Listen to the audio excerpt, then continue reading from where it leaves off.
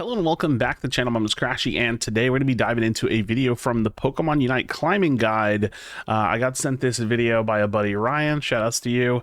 Caught my attention pretty immediately with just what the video is, and I watched the first couple of minutes, and I figured I'd do like a reaction kind of response video, give my thoughts to it, and yeah, let's check out what is happening to Pokemon Unite. Link in the description if you want to check it out for yourself. Definitely please do.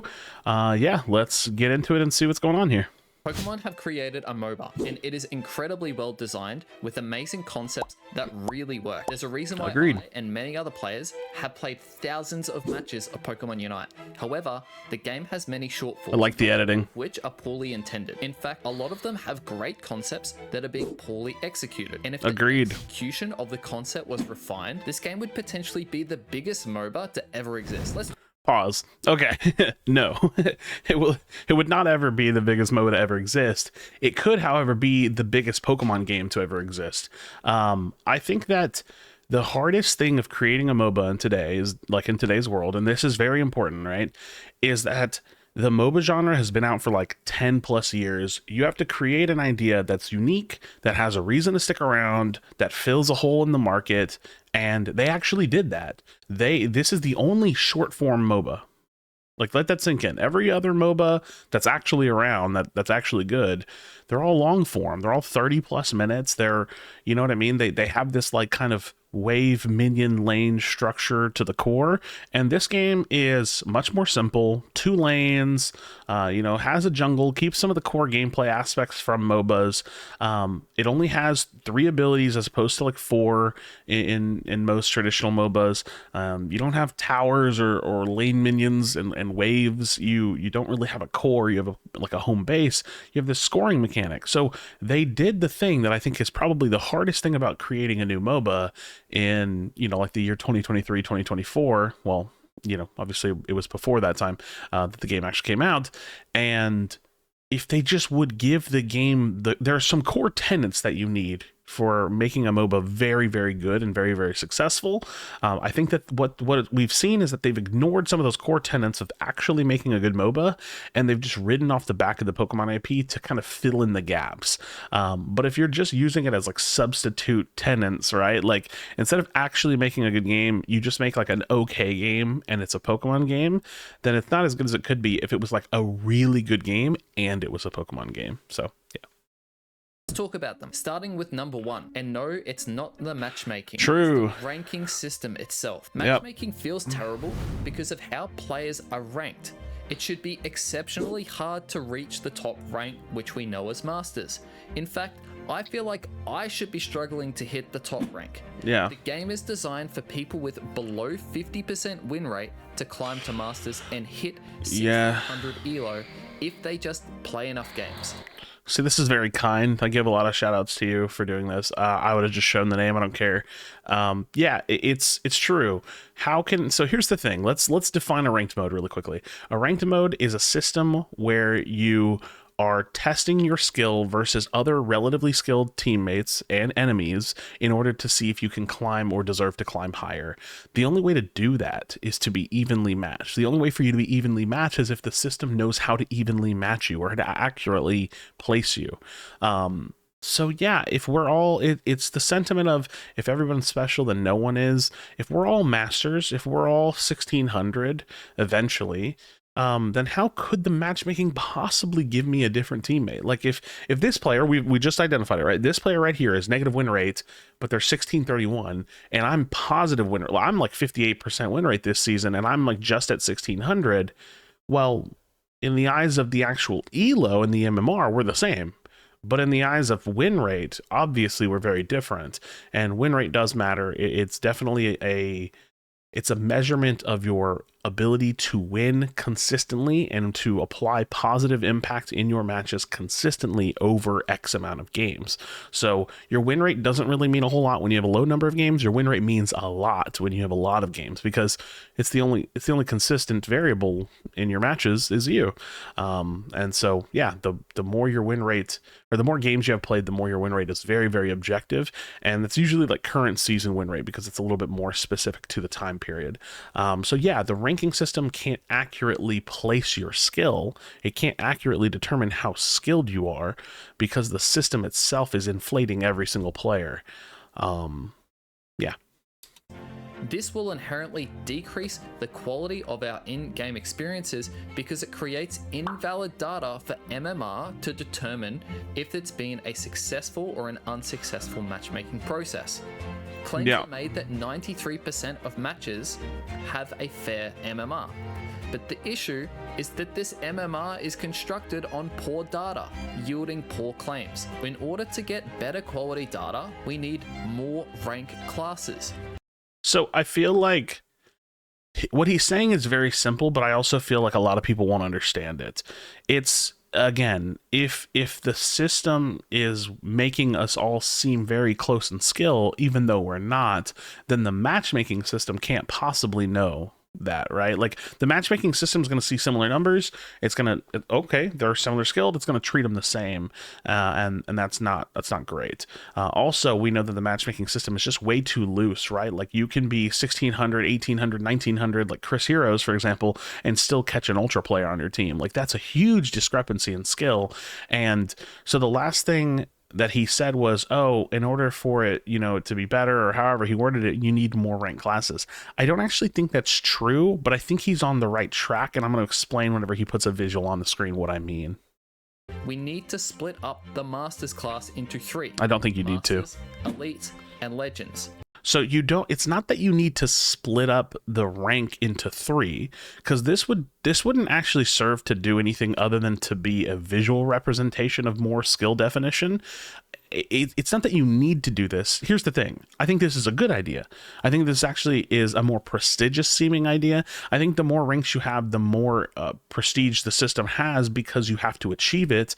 And then ideally in a system where it's actually hard to climb, it would be even more prestigious because it's not just about how much time you put in. But it's not that you need to split the ranks. It's that you need to create what are called matchmaking buckets, MMR buckets. So if you had masters would, let's say hypothetically we didn't start at 1200. I've talked about this idea before, creating buckets and changing masters. But let's start with the fact that you can't D-rank out of masters. So let's pretend that that's different, right? You can D-rank out of masters, just hypothetically. And then for a grace period of 200 MMR or 200 points, when you get into masters, you start at masters 200, not 1200. So let's say from 0 masters, or like 1 point, up to, I don't know, like 499. No, let's be even wider than that, 999. So the first 1,000 points of masters, that is 1 bucket. Or in this scenario, that would be called masters for his visual. Then elites would be 1,000 MMR up to 1999. That would be elites, or a second bucket, and then so on and so forth. So you would create matchmaking buckets, which means if you're a player within that 1,000 MMR, or it could be 750 or 800 or 500, you get the point, depending on how restrictive you want to be with the matchmaking. You can't match outside of it. So it's not that you need visual ranks to be different, and I do think that that's fine. It's that you need the matchmaking to actually create buckets where you have players that are separate. So if me and you are both, around teeter-tottering around 1,000 MMR, and you're at, 900 MMR, and I'm at 1,001, we are actually different in the eyes of the matchmaker. I've actually broken that threshold of matchmaking where it's like, hey, if I queue, you're not going to be in my game because you haven't broken that threshold. Each of these categories can have their own elo to climb to reach the next rank. This would help MMR a lot to distinguish putting an Ultra/Masters player into the same lobby as, for example, a Legends player. Because as we currently stand, the MMR thinks, sweet, we've got the player who's on the cusp of Ultra/Masters, and this guy fits well with the other guy who's in Masters. Yeah, the other Masters not true. Guy is incredibly well skilled at the game, could be ranked 500 in the world, and the skill gap is truly noticeable. Yeah, so that's whenever that's me basically saying, like, the problem with the game is that the rank system can't accurately determine your skill, and even once it's done that, right, it like fails to do that, then it tries to create a fair game, but the discrepancy in skill that it's even allowing is so big on top of the fact that the system isn't representing, like, isn't accurately placing people's skill. So then you have even bigger issues. It's like a compounding issue where it would be one thing if the game had tighter matchmaking. Like, even now, it would be one thing if, like, the game had much tighter matchmaking. It's still, the game still wouldn't be that good. They would be vastly better, but they still wouldn't be that much better, or that good, because you would still have people that are like negative win rate 1600 players. So let's say right now, the game, the way that it is now, no system changes, they had tighter buckets of MMR ranges for matchmaking. I would be able to get in, like, let's say I had a game where everyone in the game was 1600. That match would be drastically better than the majority of matches that I get now, but every now and then I would still catch like a couple people that are negative win rate and they wouldn't be very good, and that still wouldn't feel very good. So what this person is saying is correct. You have to redesign the rank system, and then you have to change and stricten and pull in the matchmaking a little bit. The reality, though, this is the truth. When you do this, you sacrifice queue times for better matches. It's just the way that it is. So if you have this happen, everyone needs to know that if you want this, you're going to wait a little bit longer. You have to. You don't have a choice. This game doesn't have, 5-10 million concurrent players to constantly pull from the pool of people. Not everybody's always queuing at the same time. Not everybody's playing at prime time hours. So yeah, it does raise queue times, but here's the truth as well. It will only mostly affect the queue times of the people at the very top or very high rated people. The average player would maybe go up, a small percentage of queue time wait. But something to think about. And the latest issue on the chopping block is draft mode. Like, true. Every player needs to be above 1400 ELO. Do you know the stupidest decision I've ever seen in a draft match? As in how frequently this is going to happen? Let me walk you through it. Let's start unpacking the problem. Given that you want to be in a draft lobby, you need to be 1400 plus ELO. So what ELO do you actually need to be to enjoy draft in ranked, and how many days into the season until we get them more regularly? And will going higher in ELO increase your probability of having a draft mode experience in ranked? Okay, let's see what's going on here. If you're 1400 ELO, then in order to play draft, you must be the lowest ELO player in the game. And I don't know that that's exactly true. Let's see. Let's catch this train of thought. I think he's lost me a little bit here, but we'll see. Assuming all things have been spread evenly, you have about a 10% chance for that to happen. Secondly, considering a very simplified version of MMR, matches tend to equalize the ELO spread on each team, meaning there's essentially an ELO average. Yes. So if you think about it carefully, this is most matchmaking does the this. Average of 1400 won't give you draft mode. In fact, that's not necessarily true. So the only way that you would have an ELO average of 1400 and give you draft mode is if every single person was perfectly 1400, because then you would take 1400 divided by 5 equals the average ELO, or 1400 plus 5 divided by 5 of every single person equals an average ELO of 1400. So in literal theory, yes, it would not happen. In actual like practice, it's possible. It's just not going to happen. So he's right. But the thing is that this is, so his idea that like, oh, MMR in matches are averaged, that's just like normal matchmaking. That's good. The problem is that he's right. This is almost never going to happen. I don't know. I'm not exactly sure where he got like it's like a 10% chance to happen. I'm not really sure how he pulled that figure together. But in short, and I can say this without like needing to do math, you're almost never going to get a draft match. Like I'm not sure that you will ever get a draft match. I'm trying to think about it a little bit. I can't think of a scenario where the game actually gives you a game where everyone is 1400 plus. Like, I don't think that ever happens unless you're maybe playing in a 5-stack and like the matchmaking's a little bit better. But usually, no, the way that this game's matchmaking has notoriously been run is obvious that the priority is finding a fast game. So here's what matchmaking is, right? Matchmaking is just a set of rules, and certain rules have higher priority than others. I'm pretty sure in Pokemon Unite, the first rule is connection. It's like your ping. That rule gets abandoned after the 1 minute mark. So if you're someone that's resetting your queue every 1 minute, then that's going to be the number one rule. After the number one rule, it doesn't really have a lot of very serious rules, like the 1 minute rule for connectivity. Then it's just trying to create a game as fast as possible. It's not trying to keep tight buckets. It doesn't, you know, the party sizes don't matter that much. I mean, obviously threes are going to face threes and fives are going to face fives, so it's got a little bit of restriction on party size, so that's one of the rules. But it doesn't really have rank rules that much. Like there are some rank rules, right? Like I don't think you face veterans unless they're maybe queued with someone. I can't really remember if you get veterans when you're playing in Masters, like solo queue. But the rules are very, very loose for the matchmaking. So yeah, I think in short, to kind of summarize this segment for myself, it's basically never going to happen. So the reason why this is bad is because it's basically never going to happen. And the reason why it's bad is because draft is just a systemically good thing for a MOBA. It just makes the game better. So realistically speaking, it's not even like a great idea just to have draft at Masters only. It's an okay idea. So realistically, the game should have draft for the entire rank system. The matchmaking should be good for the entire rank system. The climb should be hard for the entire rank system. Like this whole notion that Masters is where the real rank system starts that's a bad idea to begin with, but it's like a compromise that a casual, like, you know, Pokemon IP MOBA could make. It's a compromise that like I would be fine with, because you know what? I'm going to hit Masters every season anyways. Let me get to Masters and then do solo duo queue, right?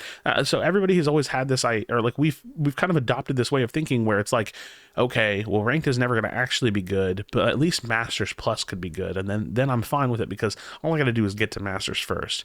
And I think that way of thinking is really good because it's a fair compromise between community and development or developers, where it's like, y'all want a casual game, we want a serious game. Let's find some kind of middle ground for both. You know, give people the ability to hit Masters and then make it serious for everybody else. Draft mode for all of Masters, solo duo queue for all of Masters, better rewards inside Masters, tighter matchmaking inside Masters, etc. An ELO average of 1600 mightn't even give you a draft. Yeah, it's just never going to happen. It's just never going to happen, man. The game will generally pair you with a lower ELO counterpart to achieve this ELO average.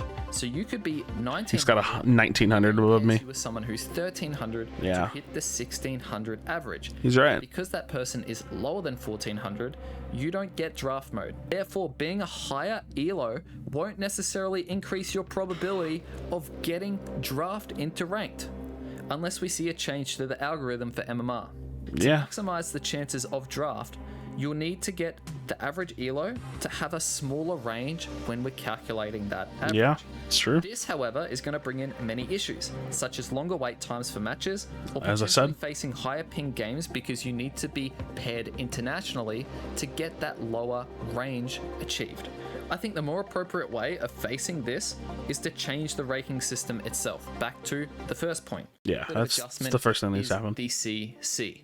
CC, okay. To reduce the stun effects and crowd control, like a tenacity increaser. A big complaint I hear is that it's really unenjoyable to play without the amount of CC. And honestly, full heal sucks. A health item to decrease stunning effects would be great. And I kind of agree. Yes. Okay. Tenacity in MOBAs, it's essentially like CC, reduced CC duration, right? I don't think it's a terrible idea, but I think we're already starting to see a bit of an issue with items with the introduction of the curse items. So the curse items are good, right? We all agree. Anti-healing, reduction of healing. It's a good thing in a game that has a lot of healing. So why don't more people run them? You know, well, you only get 3 slots. You only have 3 item slots. So there's a couple ways that you can introduce a fix to this problem of needing a tenacity item, of needing, and for the sake of saying an anti-CC item, of needing an anti-healing item. One, you can make implementations to the game that don't have to do with items. We'll talk about that in a second. I think for the curse items specifically, I really like that they're items, but I also think that like the more and more items you have in the game, maybe the more and more item slots the game should experiment with. So I have an idea, and there's also just a passive idea that I think is fine for experimenting with more item slots. So first idea, most simple in the world, what if every Pokemon just had 4 item slots? It might take a little bit of rebalancing. You might have to kind of stat squish, meaning you pull the stats down on every item because you're giving everybody a 4th item slot. But instead of going into a game with 3 items, what if you went into a game with 4? Let me know your thoughts in the comments down below. I'm interested to hear your thoughts. I think that one's a little bit simple. It's not that crazy. It does have like a little bit of a stat bloat because you would go into a game with extra stats right off the bat. Every level of the game, you would have extra stats right off the bat. So they might have to do a stat squish or some kind of passive squish on the items to rebalance that a little bit, which is asking a lot. The second idea, I've had this idea for a little bit now. I think it could be really interesting. What if at the beginning of the game, you know how you can build your build, you can pick your items. What if you had 2 slots in your build that were called like backup held items, like reserve held items? You put your normal 3 items in your build, you pick your battle item, you pick your emblems, and then you put 2 items in the reserve slot. At the 5-minute mark of the game, so right at the halfway point of every match, you have to go back to your base, and when you go back to your base, it pulls up a window and it says choose your reserve item, and now you have the ability to select a 4th item for the second half of the game. I think that this could be a really cool implementation. I think that this would give Pokemon Unite a sense of that traditional MOBA item building without needing to make the game a traditional MOBA. It would be the continued iteration and the continued experimentation of the MOBA genre that, like I said, they've already done the hardest part, creating a unique and fun MOBA, but to push the boundaries a little bit more. This is why I love Pokemon Unite. I think that it's a really unique game that could see some really cool implementation. So yes, you could have tenacity items, but you have to find ways to give them to the players reasonably without forcing them to sacrifice other items, or simply you could just build diminishing returns on CC. So what is a diminishing return? The more you've been CC'd in a series of time, X amount of time window, the less and less the CC matters. So let's say in a 3 to 4 second window, hell, let's raise it. Let's say a 5 to 6 second window, you get CC'd 4 times. The first CC is going to hit you at 100% efficacy. The second CC is going to hit you a little bit less. The third CC is going to hit you a little bit less. You have diminishing returns, meaning every time you get CC'd in a row within a small time period, it's not going to hit you quite as hard as if it had been an isolated first time hit CC. Let me know your thoughts, like I said, on any of these ideas. And yeah, let's continue the video. I think a lot of players would use it. Honestly, I think we just need to remove the trio queue altogether. Yes, solo duo. Do 2 things. It would enhance the competitive scene because it would encourage 5 stacking more often. The trio queue is like a poor man's 5 stack. When you're in a trio, you have a lot of control over the map. You control the middle area and an entire... I agree with this. I don't know if I agree with the first part. Support, a carry, and a backline damage. It controls the flow of the game too much. Being paired against a good trio when you're in a duo, all of this is true. Another duo is simply unfair. And if you're playing solos and you get paired with a trio that is not as good as the enemy trio, your trio decides to play 3 attackers, you pretty much just lose the game. Yes. As the solo queue player. It doesn't matter how good you are. It's not fun for the non-trio queue players. In my opinion, I think it just needs to be removed. It'll make the experience for solo and duo queuers a lot better, and I think it will encourage people to play 5 stacks more often. Okay, I think he's so close to the point here. Like he's almost spot on, but he missed it entirely. The point is that ranked MOBAs are always better solo duo. And I'm talking historically. Go find them. Go look at almost any ranked MOBA. Solo duo is the play. And the reason solo duo is the play is because ranked is not professional play. There are hierarchies to competition. Competitive teams don't actually need to give a shit about ranked. Like, they don't need to play ranked. It's fun for them to play ranked. It could be stream content or YouTube content for them. But the reality is that, like, LG and these other top teams in the world, they don't really need to play ranked for practice. In fact, ranked for practice would not be a very good use of their time. They need to play against the best teams in the world.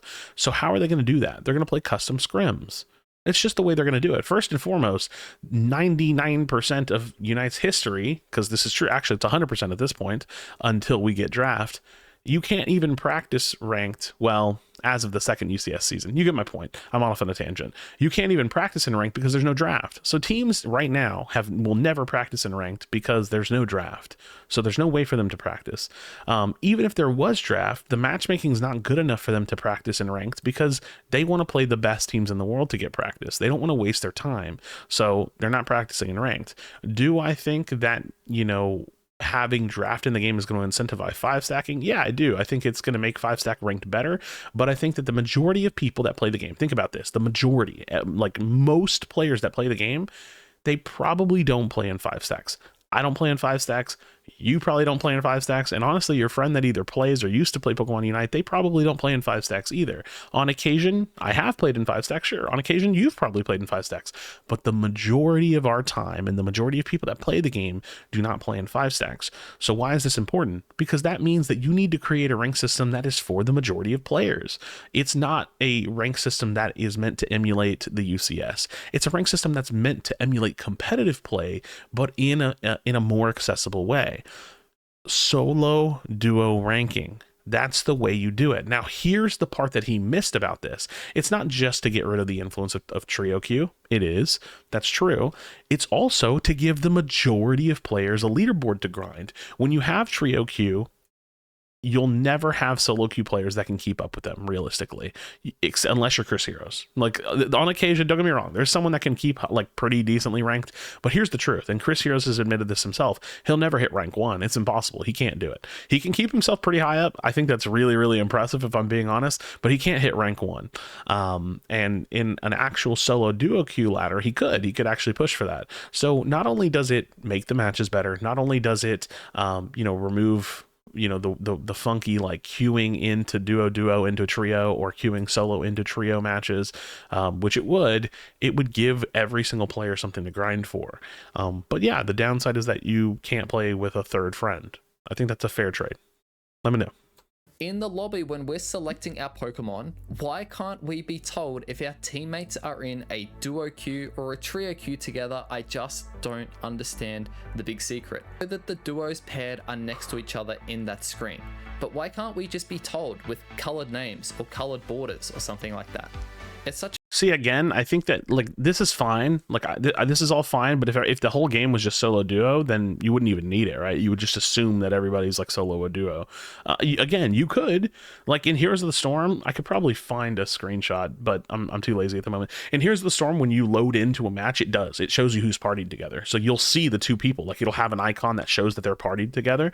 So I do think that this is a sensible thing to add, but I think he's more framing it on like hey, let me know if I'm against a trio or not, and I'm more so thinking like, hey, if the whole game, if all of Masters Plus was solo duo queue, it wouldn't even matter really. Just small and it would be nice though, a little quality of life change. Quality of the game. Yeah, I think so. I agree. The duos want to go in the lane together, and more often than not, the solo player will want to interrupt these two duo guys laning together, and I think a lot of the time it comes down to them just not actually understanding. Yeah, they just don't know. They're a duo and they just want to play together. Now, the fifth thing, considering how small and short matches are in Unite, I just think it's necessary to have a new map every year.